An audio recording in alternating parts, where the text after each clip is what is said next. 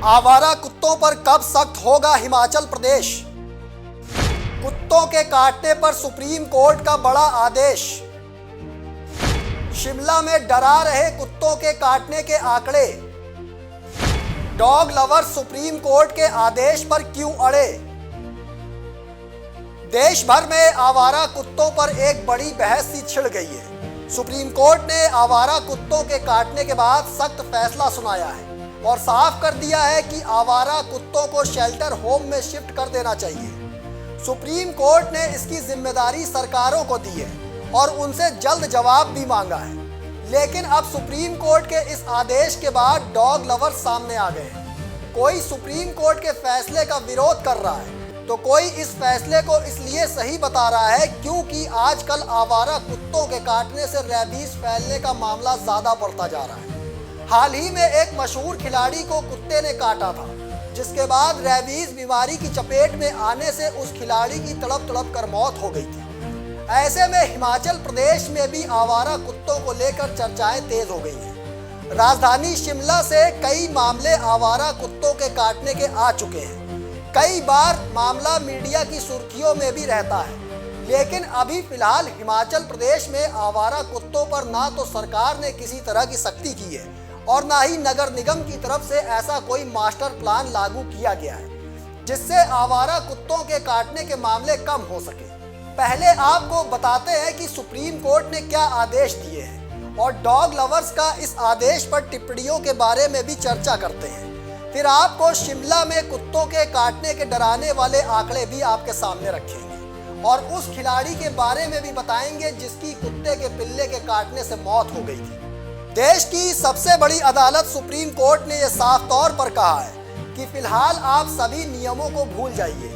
हमें सभी इलाकों से आवारा कुत्तों को पकड़ना होगा, ये सुनिश्चित करने के लिए कि तत्काल कदम उठाए जाने चाहिए कि बच्चे, महिलाएं और बुजुर्ग सड़कों पर सुरक्षित रहें और रेबीज का खतरा ना हो। कोर्ट का स्पष्ट आदेश है कि अगर कोई भी संगठन कुत्तों को जबरदस्ती पकड़ने में बाधाएं खड़ी करता है तो उसे सख्त कार्रवाई का सामना करना पड़ेगा। अब सुप्रीम कोर्ट के इस फैसले के बाद सबसे पहले बयान आया पशु अधिकार कार्यकर्ता और पूर्व भाजपा सांसद मेनका गांधी का।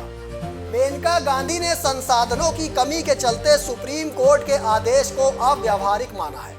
मेनका गांधी ने कहा है कि आवारा कुत्तों के पालन पोषण के लिए सरकारों के पास संसाधन की कमी है, जिससे ये आदेश लागू होने में काफी दिक्कतें आएंगी। तो वहीं दूसरी तरफ कांग्रेस सांसद राहुल गांधी का कहना है कि ये दशकों से चली आ रही मानवीय और साइंटिफिक पॉलिसी से पीछे ले जाने वाला कदम है। राहुल गांधी ने कहा है कि ये बेजुबान पशु कोई समस्या नहीं है जिन्हें हटाया जाए। शेल्टर्स, नसबंदी, टीकाकरण और सामुदायिक देखभाल अपनाया जाना चाहिए। इससे बिना क्रूरता के भी डॉग्स को सुरक्षित रखा जा सकता है। राहुल गांधी ने आगे कहा कि पूरी तरह पाबंदी क्रूर, अदूरदर्शी है और हमारी दया भावना को खत्म करता है। सुप्रीम कोर्ट के आदेश पर कांग्रेस महासचिव प्रियंका गांधी ने भी टिप्पणी की है। प्रियंका गांधी ने कहा है कि कुत्ते सबसे सुंदर और कोमल प्राणी होते हैं, वे इस तरह की क्रूरता के लायक हैं ही नहीं। आवारा कुत्तों को कुछ ही हफ्तों में शेल्टर होम भेजने का फैसला उनके साथ बेहद अमानवीय व्यवहार होगा। उन्हें रखने के लिए जरूरी शेल्टर होम भी नहीं है। इसके अलावा सोशल मीडिया से लेकर कई डॉग लवर्स और अलग अलग संस्थाएं सुप्रीम कोर्ट के आदेश की खिलाफत करते दिख रहे हैं। लेकिन कुछ लोग सोशल मीडिया पर सुप्रीम कोर्ट के फैसले को जायज भी बता रहे हैं और कह रहे हैं कि हमने भी कुत्ते पाले हैं, लेकिन आवारा कुत्तों पर सुप्रीम कोर्ट का फैसला बिल्कुल सही है। हाल ही में भारत के मशहूर कबड्डी खिलाड़ी ब्रजेश सोलंकी की कुत्ते के काटने से मौत हो गई है। ये खिलाड़ी एक कबड्डी प्लेयर था जो कि उत्तर प्रदेश के बुलंदशहर का रहने वाला था। जानकारी के मुताबिक कबड्डी खिलाड़ी ब्रजेश सोलंकी नाले में गिरे एक पिल्ले को बचाने की कोशिश कर रहा था, तभी पिल्ले ने खिलाड़ी को अपना दांत मार दिया था।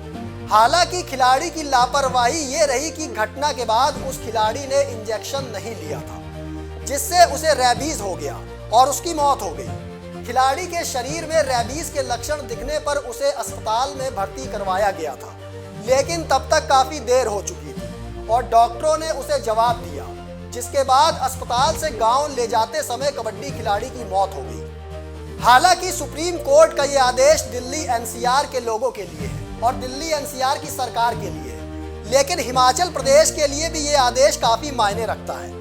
ऐसा इसलिए क्योंकि राजधानी शिमला में आए दिन आवारा कुत्तों के काटने के जो आंकड़े सामने आ रहे हैं वो बेहद चिंताजनक है। भाजपा के जिला अध्यक्ष केशव चौहान ने दीनदयाल उपाध्याय अस्पताल के आंकड़ों को जारी करते हुए दावा किया है कि पिछले 16 महीने में लगभग 2500 लोग शिमला में कुत्तों के काटने के शिकार हो चुके हैं। भाजपा नेता केशव चौहान के मुताबिक शिमला में 2025 में अब तक लगभग 800 मामले कुत्तों के काटने के सामने आ चुके हैं। शिमला में कुत्तों के काटने की समस्या बड़ी चिंता का कारण बनती जा रही है। हर रोज 4 से 5 लोग आवारा कुत्तों का शिकार बन रहे हैं। 2022 में लगभग 1636 मामले सामने आए, 2023 में 1497, 2024 में 1547, 2025 में अभी तक लगभग 800 मामले कुत्तों के काटने के सामने आ चुके हैं। अगर हम पिछले 16 महीनों की बात करें तो लगभग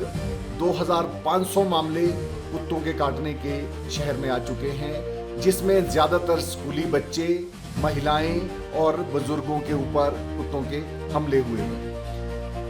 अगर हम महीनों के हिसाब से बात करें तो 2025 में जनवरी से अभी तक जनवरी में 134, फरवरी में 124, मार्च में 163, अप्रैल में 145, मई में 134 और जून में 117 मामले कुत्तों के काटने के सामने आए हैं। कबड्डी खिलाड़ी ब्रजेश सोलंकी की दर्दनाक मौत से हर किसी को सबक लेने की जरूरत है, फिर चाहे सरकार हो या फिर नगर निगम। इसलिए सुप्रीम कोर्ट ने मामले को गंभीरता से लेते हुए आवारा कुत्तों को शेल्टर होम में डालने का आदेश सुनाया है।